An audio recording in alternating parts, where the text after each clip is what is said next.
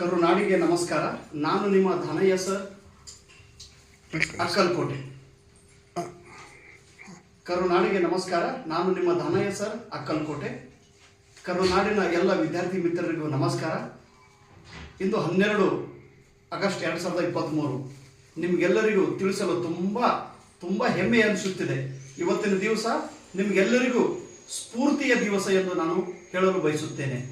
ಅದಕ್ಕೆ ಕಾರಣ, ಯಾದಗಿರಿದಿಂದ ಅತ್ಯಂತ ಕಡು ಬಡತನದ ಒಂದು ಊರು ಯಾದಗಿರಿ ಜಿಲ್ಲೆ ಅಂದರೆ ಶಿಕ್ಷಣ ಕ್ಷೇತ್ರದಲ್ಲಿ ಹಿಂದುಳಿದ ಊರು ಅಂತೇಳಿ ನಾವು ಕರಿತೀವಿ. ಬಟ್ ಹಾಗಲ್ಲ, ಪ್ರದೇಶ ಹಿಂದುಳಿದಿದ್ದರೂ ಕೂಡ ಅಲ್ಲಿ ಪ್ರತಿಭಾವಂತರು ಇದ್ದಾರೆ, ಅಲ್ಲಿ ಬುದ್ಧಿವಂತರು ಇದ್ದಾರೆ, ಅಲ್ಲಿ ಪ್ರಾಮಾಣಿಕತೆಯ ಜನರಿದ್ದಾರೆ, ಅಲ್ಲಿ ನೀತಿವಂತ ಜನರಿದ್ದಾರೆ.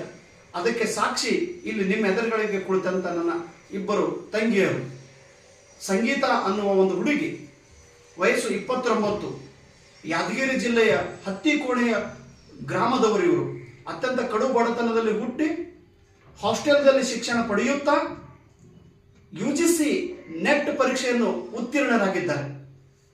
ಕಬ್ಬಿಣದ ಕಡಲೆ ಅಂತಿರುವ ಈ ಪರೀಕ್ಷೆಯು, ಸಾಕಷ್ಟು ಜನರು ಹೇಳ್ತಾರೆ ಈ ಪರೀಕ್ಷೆ ಪಾಸ್ ಆಗ್ಲಿಕ್ಕೆ ಸಾಧ್ಯನೇ ಇಲ್ಲ, ಇದಕ್ಕೆ ತುಂಬಾ ಬುದ್ಧಿವಂತಿಕೆ ಬೇಕು, ಕ್ಲಾಸಸ್ ಅಟೆಂಡ್ ಮಾಡಲೇಬೇಕು, ದೊಡ್ಡ ದೊಡ್ಡ ಪುಸ್ತಕಗಳನ್ನು ಓದಲೇಬೇಕು, ಅದು ನಿಮ್ಮಿಂದ ಸಾಧ್ಯ ಇಲ್ಲ ಅಂತೇಳಿ ಹೇಳುವ ಜನರ ಮಧ್ಯದಲ್ಲಿ ಈ ತಂಗಿ ಸಾಧನೆಯನ್ನು ಮಾಡಿ ನಿಮ್ಮ ಎದುರಿಗೆ ಆದರ್ಶವಂತಳಾಗಿದ್ದಾಳೆ.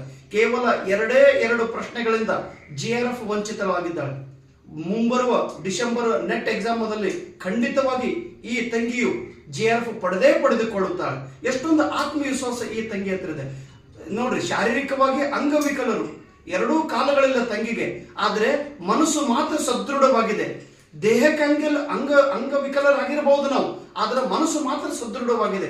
ಹೀಗಾಗಿನೇ ನಮಗೆ ದಿವ್ಯಾಂಗ ಅಂತೇಳಿ ನರೇಂದ್ರ ಮೋದಿ ಅವರು ಕರೆದಿದ್ದಾರೆ. ನಮ್ಮ ಹತ್ರ ಒಂದು ಚೈತನ್ಯ ಇದೆ, ಆ ಚೈತನ್ಯದ ಸ್ಫೂರ್ತಿಯೇ ಈ ಸಂಗೀತ ತಂಗಿಯವರು. ನೋಡ್ರಿ, ಏಕಲವ್ಯನ ಹಾಗೆ ಮನೆಯೊಳಗೆ ಕೂತು, ಹಾಸ್ಟೆಲ್ದೊಳಗೆ ಕೂತು ಸ್ವತಃ ಅಭ್ಯಾಸ ಮಾಡಿದ್ರು. ಕನ್ನಡ ಸಬ್ಜೆಕ್ಟ್, ಕನ್ನಡ ಸಾಹಿತ್ಯ ಅಂದ್ರೆ ತುಂಬಾ ವಾಸ್ಟ್ ಲಿಟ್ರೇಚರ್, ಪ್ರಾಚೀನ ಹಳೆಗನ್ನಡ, ಆಧುನಿಕ ಕನ್ನಡ, ಎಷ್ಟು ಲೇಖಕರ ಬಗ್ಗೆ ಅಭ್ಯಾಸ ಮಾಡೋದು. ಬಟ್ ನಿರ್ದಿಷ್ಟವಾಗಿ ಪ್ಲಾನ್ ಮಾಡಿಕೊಂಡು ಓದಿ ಪರೀಕ್ಷೆಯನ್ನು ಪಾಸ್ ಮಾಡಿದ್ರು. ಮೊದಲನೇ ಹಂತದೊಳಗೆ ಅವ್ರಿಗೆ ಗೊತ್ತಾಗ್ಲಿಲ್ಲ ಏನು ಓದಬೇಕು, ಎಷ್ಟು ಓದಬೇಕು ಅಂತೇಳಿ. ಸಂಗೀತ ನನಗೆ ಇನ್ನೂ ನೆನಪಿದೆ, ದೀಪಾವಳಿ ದಿವಸ, ನಾಳೆ ಬರುವ ನವೆಂಬರ್ 1 ವರ್ಷ ಆಗ್ತದೆ ರೀ. ಹೋದ ವರ್ಷ ಅಂದ್ರೆ 2022 ನವೆಂಬರ್ದಂದು ದೀಪಾವಳಿ ದಿವಸ ತಂಗಿ ನನಗೆ ಫೋನ್ ಹಚ್ಚಿದ್ರು. ಸರ್, ನನಗೆ ನೆಟ್ ಬರೀಬೇಕಾಗಿದ್ರಿ, ಏನಾದರೂ ಸ್ವಲ್ಪ ಮಾಹಿತಿ ಕೊಡಿ ಅಂತ. ಅಂದ ತಕ್ಷಣ ಅವಳ ಮಾತಿನಲ್ಲಿ ಆ ಗೌರವ ಇತ್ತು, ಅವಳ ಮಾತಿನಲ್ಲಿ ಆ ಮೃದುತ್ವ ಇತ್ತು, ಅವಳ ಮಾತಿನಲ್ಲಿ ಒಂದು ಕಾನ್ಫಿಡೆನ್ಸ್ ಇತ್ತು. ನೋಡ್ರಿ, ಯಾವಾಗಲೂ ಜ್ಞಾನ ಪಡೆಯಬೇಕಾದ್ರೆ ನಾವು ನಮ್ರತೆಯಿಂದ ಇದರಿಂದ ಮನುಷ್ಯನ ನಾವು ಕೇಳಬೇಕು. ಆ ನಮ್ರತೆ ಅವಳ ಧ್ವನಿಯಲ್ಲಿ ನನಗೆ ಕೇಳಿಸಿತ್ತು. ಅಂದ ತಕ್ಷಣ, ಆಯ್ತಮ್ಮ, ನೀನು ಏನೂ ಕಾಳಜಿ ಮಾಡಬೇಡ, ನಿನಗೆ ಎಷ್ಟು ಬೇಕು ಆ ನೆಟ್ ಮತ್ತು ಸೆಟ್ ಪರೀಕ್ಷೆಗೆ ಕುರಿತಂತ ಪುಸ್ತಕಗಳನ್ನ ನಾನು ನಿನಗೆ ಕೊಡ್ತೀನಿ, ದುಡ್ಡು ಕೂಡ ಅವಶ್ಯಕತೆ ಇಲ್ಲ, ನೀನು ಓದಿ ಪರೀಕ್ಷೆ ಪಾಸ್ ಆಗಿ ಅದೇ ನನಗೆ ಗುರುದಕ್ಷಿಣೆ.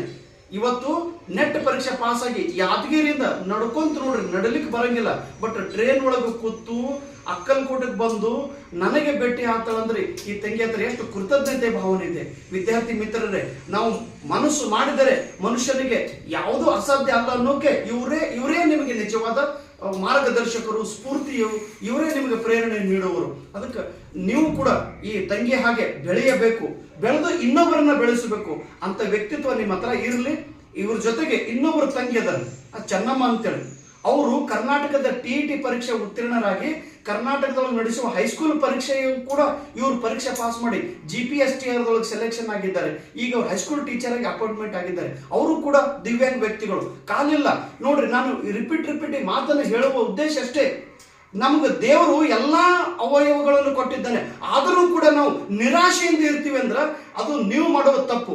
ನಿರಾಶೆ ಆಗ್ಬಾರ್ದು, ಮನಸ್ಸಿಗೆ ನಿರಾಶೆ ಆಗ್ಬಾರ್ದು. ಇವರು ಮಾಡಿ ತೋರಿಸಿದ್ದಾರೋ, ಇವರೇನು ದೊಡ್ಡ ವ್ಯಕ್ತಿಯ ಮಕ್ಕಳವರು ಇಲ್ಲ, ಕಡು ಬಡತನದೊಳಗೆ ಹುಟ್ಟಿ ಬೆಳೆದಂತ ವ್ಯಕ್ತಿಗಳು. ಆದ್ರೆ ಸಂಘ ಬಹಳ ಇಂಪಾರ್ಟೆಂಟ್, ಗೆಳತನ ಬಹಳ ಇಂಪಾರ್ಟೆಂಟ್. ಒಬ್ರಿಗೊಬ್ರು ನೋಡ್ರಿ, ಅವರು ಒಳ್ಳೆಯವರು, ಇವರು ಒಳ್ಳೆಯವರು ವಿಚಾರ ಮಾಡ್ಕೊಂತ. ಅದಕ್ಕೆ ಹೇಳ್ತಿರ್ತಾರೆ ಬಸವಣ್ಣನವರು ಅಥವಾ ನಮ್ಮ ಸರ್ವಜ್ಞನವರು, ಸಜ್ಜನರ ಸಂಘ ಹೆಜ್ಜೇನು ಸವಿದೆಂತೆ.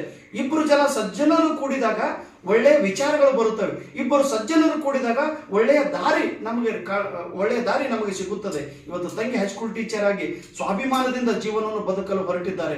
ಇವರು ಕೂಡ ನೆಟ್ ಪರೀಕ್ಷೆ ಪಾಸ್ ಆಗಿ ನಾಳೆ ಅಸಿಸ್ಟೆಂಟ್ ಪ್ರೊಫೆಸರ್ ಆಗಲು ಹೊರಟಿದ್ದಾರೆ. ಇವರೇ ನಿಮಗೆ ನಿಜವಾದ ಸ್ಫೂರ್ತಿ. ಅದಕ್ಕೆ ನೀವು ನಿಮ್ಮ ಸಮಸ್ಯೆ ಅನ್ಕೋತ ಕೂಡಬೇಡ್ರಿ. ಎಲ್ಲರೂ ಹೇಳ್ತಿರ್ತಾರೆ, ನಮ್ದು ಬಹಳ ಸಮಸ್ಯೆ ಐತ್ರಿ ಸರ್, ನಮ್ದು ಆರ್ಥಿಕ ಸಮಸ್ಯೆ ಐತಿ, ಮನೆಯೊಳಗೆ ಸಮಸ್ಯೆ ಅದ. ಆ ಎಲ್ಲಾ ಸಮಸ್ಯೆಗಳು ಬಗೆಹರಿಸಿ ಇವರನ್ನೇ ಆದರ್ಶರನ್ನಾಗಿ ಕಾಣಿ ನೀವು ಕೂಡ ಬೆಳೆಯಬೇಕು. ನನಗೆ ಉದ್ದೇಶ, ಈ ವಿಡಿಯೋ ಮಾಡೋ ಉದ್ದೇಶ ಇಷ್ಟೇ. ಇವರಿಂದ ನೀವು ಬೆಳಿಬೇಕು, ಇವರಿಂದ ಪ್ರೇರಣೆ ನೀವು ಪಡೆಯಬೇಕು. ಅದಕ್ಕೆ ಸಮಸ್ಯೆ ಇದ್ರೂ ಕೂಡ ಸಮಸ್ಯೆಯನ್ನು ಬಗೆಹರಿಸುವ ಶಕ್ತಿ ಆ ಸ್ವಾಮಿ ಸಮರ್ಥರು ನಿಮಗೆ ಕೊಡಲಿ ಅನ್ನೋ ಒಂದು ಮಾತನ್ನು ಹೇಳುತ್ತಾ, ಈ ತಂಗಿಯರ ಒಂದು ಸಾಧನೆ ನಿಮ್ಮೆದುರಿಗೆ ಹೇಳುವ ಒಂದು ಅವಕಾಶ ನನಗೆ